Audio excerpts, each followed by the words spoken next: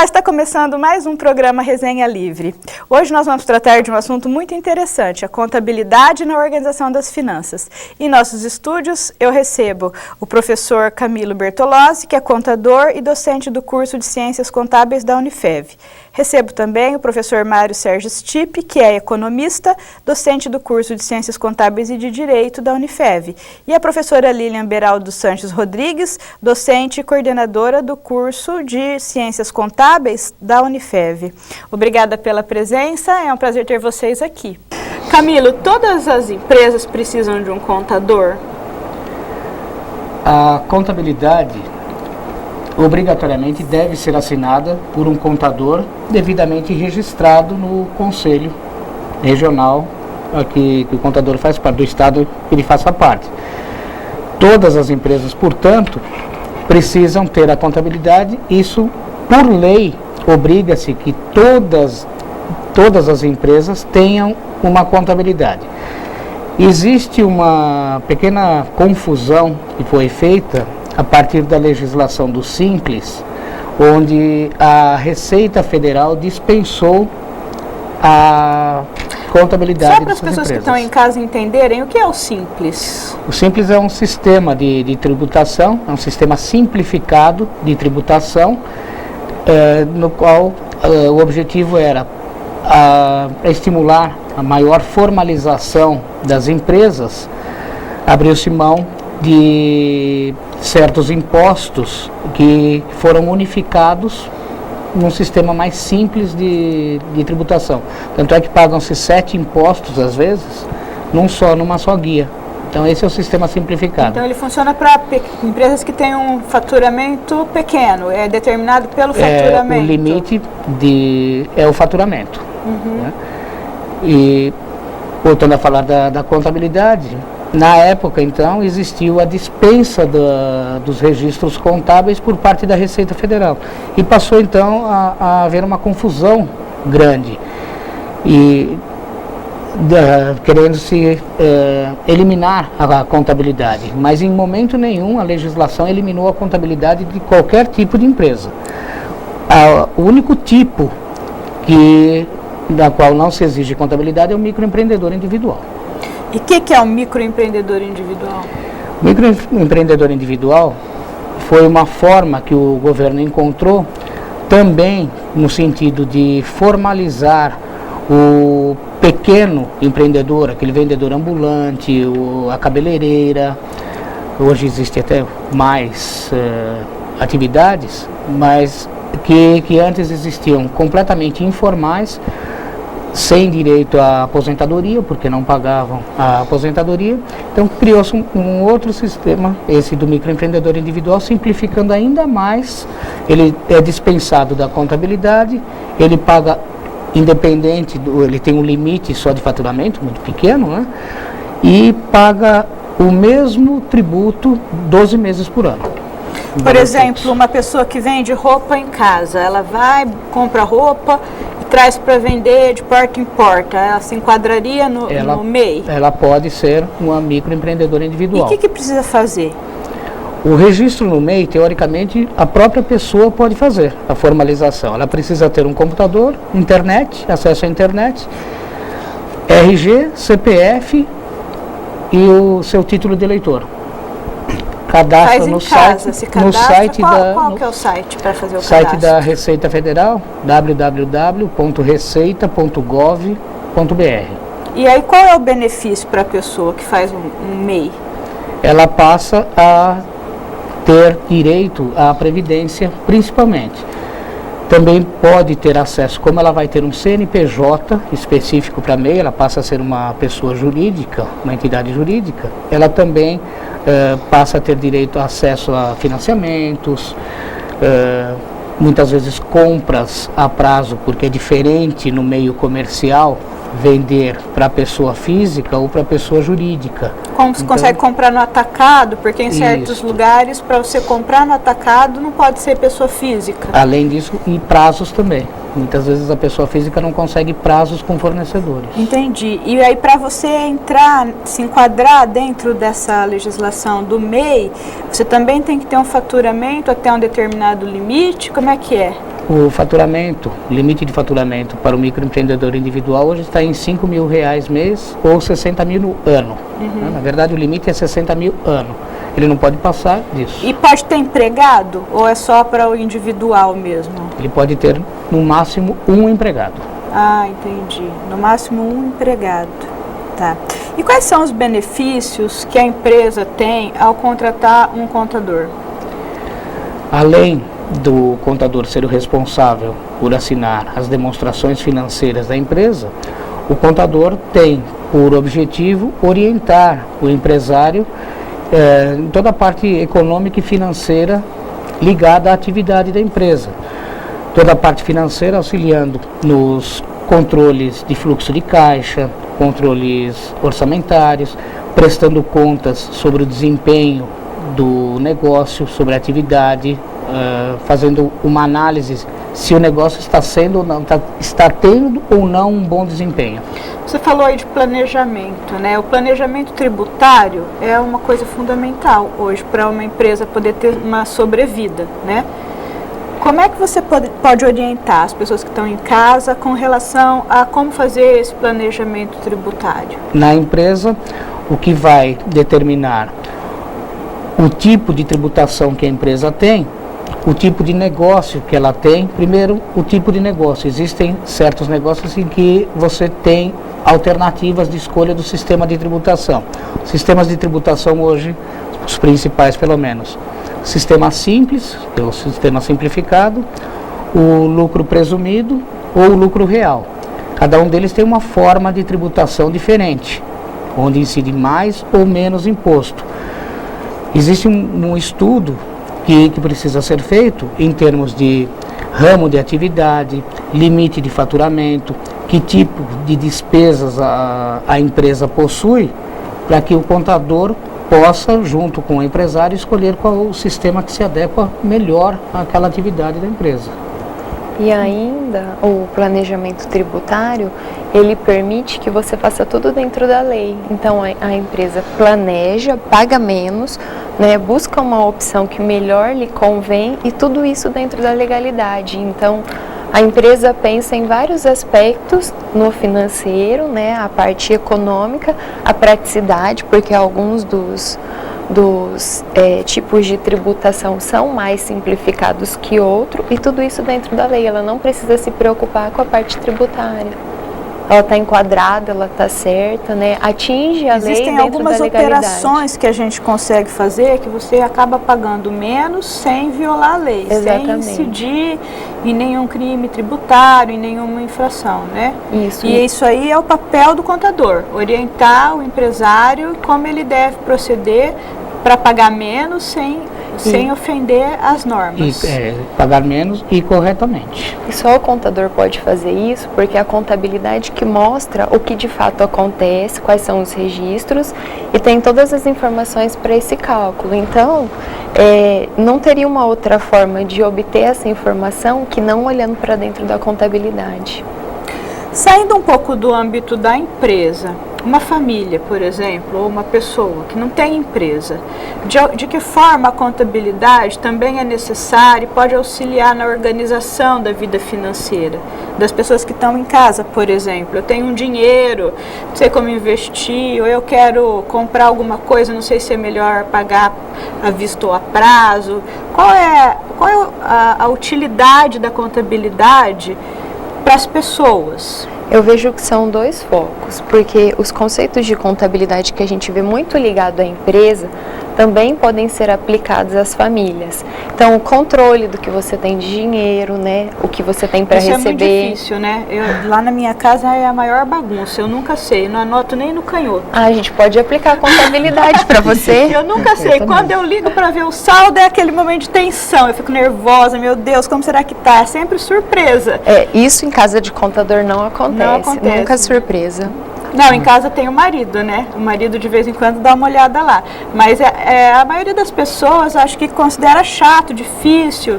Então você vai vivendo. É uma coisa assim da experiência, vai vendo o que vai acontecer. Mas a gente não se organiza. Eu acho que isso poderia, na verdade, existe uma educação para isso, né? As crianças deveriam aprender isso, né? Se eu tivesse aprendido isso, teria sido muito mais econômica. Pode parecer estranho, mas isso que você acabou de citar, infelizmente, ainda acontece até mesmo com empresários. Dentro da empresa, eu cheguei a ouvir de um empresário, e eu não canso de citar esse exemplo, porque eu acho que é o maior exemplo da falta de organização financeira.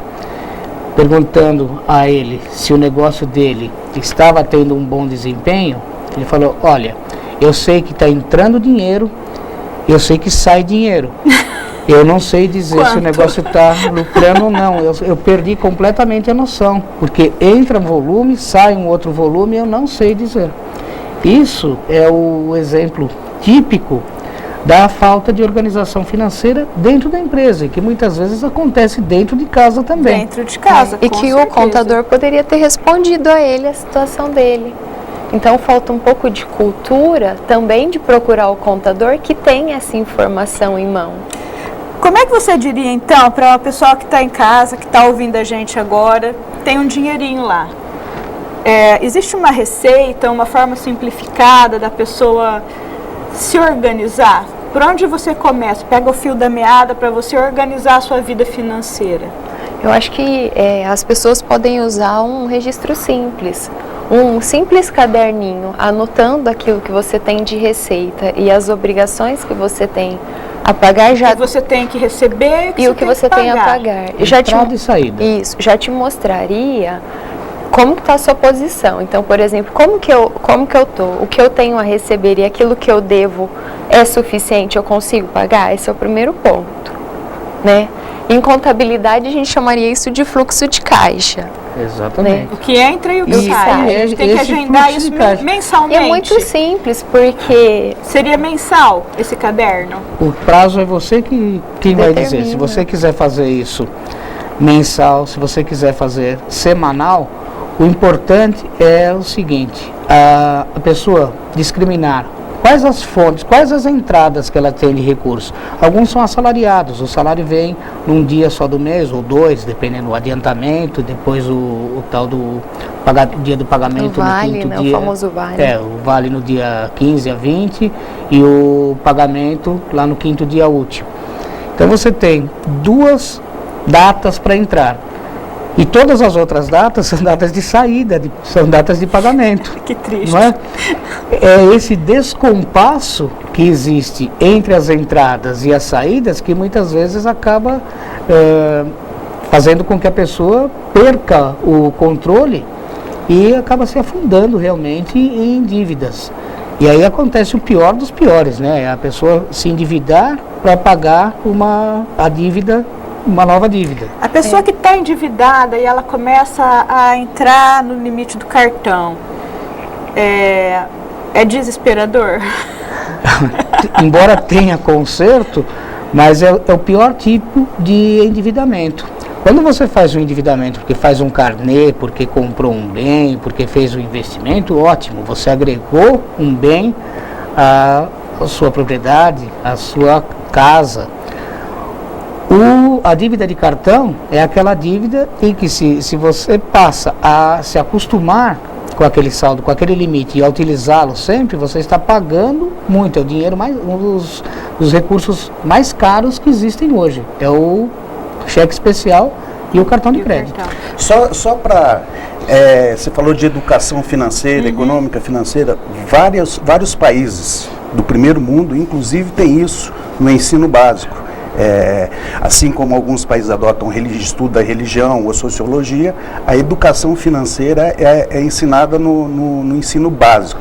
E só para deixar o modelinho de entrada e saída com uma carinha mais didática, uma coisa legal também é você separar o teu custo variável do teu custo fixo, né? Ou seja, aquele gasto que você tem todo mês. Então você sabe que todo mês você paga o aluguel, todo mês você paga uma faxineira, todo mês você paga, enfim, todos os gastos que mensalmente são fixos, você já coloca, já estipula ele, né?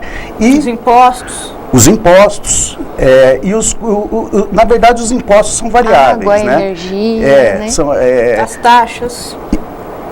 tudo que incide sobre o faturamento, pensando numa empresa, ou sobre o salário, pensando no indivíduo, é variável, ou seja, conforme varia a entrada, vai variar o que ele vai pagar, né? Imposto de renda, sei lá, 27,5%, 15% sobre o salário dele, e assim por diante. Então, esses são variáveis, eles, conforme o teu ganho oscila, ele também vai oscilar. Os fixos não, independente de quanto você ganha, inclusive você pode ser mandado embora, está desempregado, você vai ter o teu aluguel aquele mês para pagar, independente do salário que você tenha, né? Então esses são os fixos. Então também é legal para ter um horizonte. E também ter sempre uma reserva, né? De preferência, uma reserva é sempre muito bem-vinda, né? Quem tem um pouco de dinheiro, qual é o melhor investimento? A pessoa que tem lá R$500 por mês que ela consegue economizar, ou até menos que isso, o que é melhor? Colocar na poupança? Eu diria assim, para uma faixa muito pequena, uma sobra muito pequena, o melhor investimento ainda é a velha caderneta de poupança. Ela não exige um limite, né, de depósito. Também não é um grande investimento do ponto de vista financeiro, mas ela é o investimento básico, mais seguro, mais conservador, aquele que vai permitir uma maior liberdade. E existe também uma relação entre aquele que é mais lucrativo e mais arriscado. Isso é uma regra? Isso é uma lei? Isso é uma regrinha que normalmente funciona. Quanto maior o risco, maior o ganho ou não, né? Porque, como se diz, se é arriscado, se existe um risco, você pode perder. Mas uma coisa... Isso também vai muito do perfil, né, do investidor. Sim, porque às vezes ele prefere ganhar pouco, mas está seguro, o outro já é mais destemido, prefere fazer um investimento. Inclusive, vários bancos colocam lá algumas perguntinhas para você ver teu perfil, né? Normalmente eles dividem em 3, né? O conservador, o moderado e o arrojado. Cada um usa uma palavra para classificar, mas basicamente seria isso. E em relação também ao investimento, um outro investimento que é muito legal e pouca gente usa, quando tem um horizonte mais longe, né, para usar esse dinheiro, é o Tesouro Direto, que também com uma quantia muito pequena você consegue investir. Você vai precisar de uma corretora, né, ou o próprio banco que você trabalha, ou alguém que faça isso, porque na verdade o banco, ele quer aqueles investimentos bons para ele banco, né? Então procurar alternativas também é sempre interessante. O investimento em ações, às vezes a gente vê quem tem pouco dinheiro entra numa dessa de investir em ações, né? Já é um investimento mais arriscado. Bem arriscado. Para quem não domina muito o mercado, o ideal, inclusive, é fazer parte de algum fundo, né? Você tem um fundo de investimento que tem um tem um administrador. Juntar pessoas e participar disso, né? O próprio Mas investimento. aí o risco é menor? O risco é menor porque quem toma conta das aplicações é um profissional da área que está acostumado, mas ele existe, não é que deixa de existir. Forma que isso, ele só é minimizado em função do profissionalismo de quem atua. E a gente tem que tomar cuidado também com o modismo, né? Sim. Porque se eu não sou dessa área, eu não entendo de investimento, né? Porque todo mundo está fazendo e talvez seja a melhor opção. Eu mesma já quis entrar numa dessa aí, não entrei porque meu marido falou, fica quieta aí, não vai fazer. O mercado de capitais, ele já é chamado de mercado de risco. Todo mundo estava fazendo, eu falei, também quero fazer moda, isso aí, quero comprar ações. Né? Eu falei, vou guardar, vou ficar agora muito rica com isso. Ele é uma aplicação de risco. Como ele é uma aplicação de risco, você pode vir a ter um ganho muito grande de uma hora para outra, né? Mas também pode ter uma perda muito grande de uma hora para outra, como muitos têm ao longo da vida. Então, a experiência com aquele tipo de aplicação, existem cursos, inclusive na Bolsa de Valores de São Paulo, existem cursos que são dados para aqueles iniciantes, aqueles que querem se iniciar nesse tipo de mercado, que é um mercado de risco. Entendi.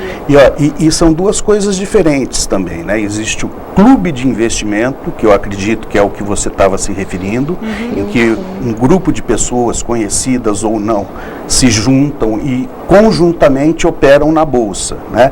E outra coisa é o fundo de de investimento que um banco, uma instituição financeira, uma corretora monta, em que aí sim tem um profissional lá do banco, da corretora, que toma conta dessa carteira de ações e você entra e compra cotas desse fundo. Então você não investe diretamente nas ações, você investe em cotas desses fundos de ações, que aí o risco é menor Isso do é que o mais, clube isso de é investimento. menor, então. E individualmente o risco é maior ainda. E o importante é que o contador pode ajudar nessa parte, porque dependendo da modalidade do seu investimento, é a sua tributação. Então, além de ver o ganho, você também precisa analisar a tributação, porque às vezes tudo que você ganha, você paga perde de tributo. imposto de renda. Então, o contador te auxilia nesse ponto, porque ele também vai avaliar sobre o ponto de vista da parte Dos tributária. impactos também, Exatamente, né, do não só para a pessoa que é física. uma coisa que a gente não imagina, né? Como- Você fala, nossa, eu vou lucrar, é nesse que eu vou, né? Compra- E depois vai pagar tudo de imposto. É porque a pessoa física pode ser tributada em 27,5% e a pessoa jurídica, dependendo da forma de tributação, em 35%. Entendi. De qualquer forma, todo tipo de aplicação tem um imposto de renda. Então, é preciso tomar muito cuidado com a forma, né, com que é vendida essa aplicação, esse rendimento. Existe sim um rendimento, mas precisa ser feito o desconto do imposto para ter um rendimento líquido. E aí sim a pessoa ter noção e ter a noção de comparação de qual é o melhor investimento e qual é o que se ajusta mais ao perfil dela. E essa é a grande vantagem da poupança, né? Ela é isenta, acho que é o único. Até 50 investimento. mil.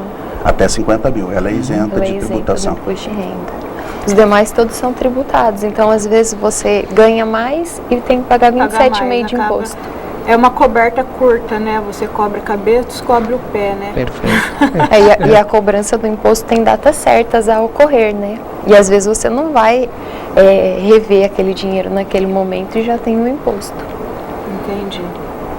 É comum hoje em dia a pessoa física procurar um contador para fazer essas perguntas? Ou as pessoas vão fazendo assim? Existem dois tipos de perfil, né? Aqueles que precisam primeiro entrar, muitas vezes se arriscar. Entrar pelo cano primeiro se quebrar, vamos dizer assim, depois ele vai procurar uma orientação. Existe o outro perfil, aquele perfil da pessoa que é mais conservadora, é mais regrada, então ele quer saber, antes de entrar num determinado mercado, onde é que ele vai pisar. Eu não sei se o Camilo percebe, mas eu percebo que produtor rural é mais preocupado e procura antes de fazer. Sim, procura perfeito, mesmo uma orientação. Isso, não então, para você fazer um trabalho contábil, mas simplesmente para orientar. O que seria muito melhor, né? Eu acho depois você eu acho que vem da cultura, né? Eles estavam acostumados a ter o contador para assim, gerenciar essa parte, então eu pelo menos percebo que eles são mais preocupados em procurar entender antes de fazer um contrato de arrendamento com, seja a usina, né, ou antes de fazer um investimento, de mudar investimento de banco, né, ao passo que talvez os empresários assim não procurem tanto, né, uma cultura, depois. né. E é isso que a gente busca, mostrar que o contador tem todas essas ferramentas para responder e que depois, quando ele vem a você fazer a declaração do imposto de renda, não dá mais tempo. Podia ter sido visto antes, ter sido analisado antes. Aí vem aquela frase, tarde demais. Tarde demais. E aí a gente que faz o imposto para ele pagar, ele acha que é caro. Exatamente. Nós vamos dar uma pausa e daqui a pouco a gente volta. Não saia daí.